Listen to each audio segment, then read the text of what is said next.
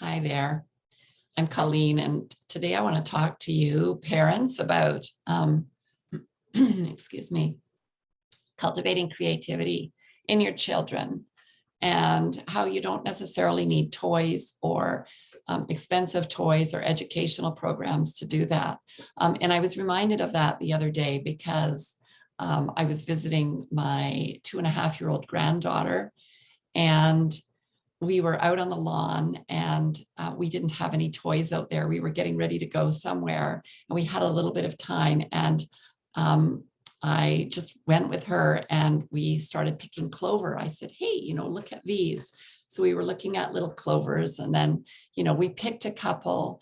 And then, I was saying, look at, I noticed that there's different colors here, on the leaves. There's some light green and there's some dark green.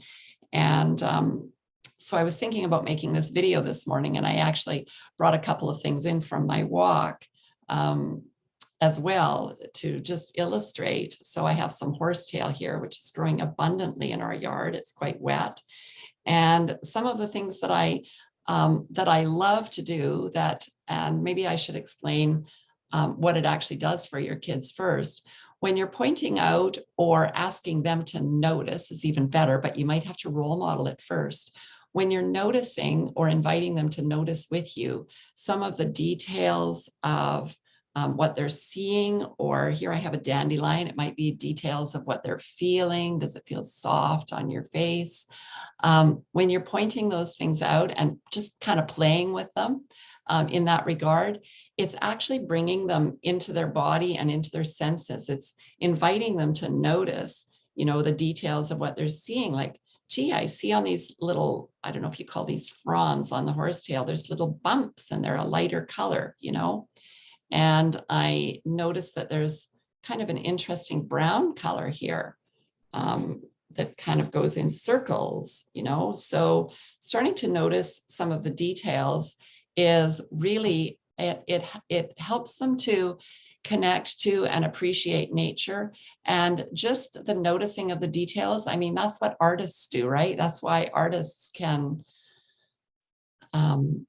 portray things the way they can, is because they notice the details. And that's even if you're a minimalist artist and use, minimal lines to capture the essence of what you're drawing, which is what my son is really good at doing. But I guess what I just want to emphasize here to you is that there's, especially if you have a backyard or a park or anything, that connecting to nature and noticing the smells and the sights and some of the details of what you're seeing really does, over the long term, help cultivate not only appreciation and connection to nature, but also the connection to your own self and your body and your senses that is so important for creating anything in our lives. So that's all I have for today. My name is Colleen Adrian. I share connected parenting tips for parents of sensitive, spirited kids. Thanks for listening.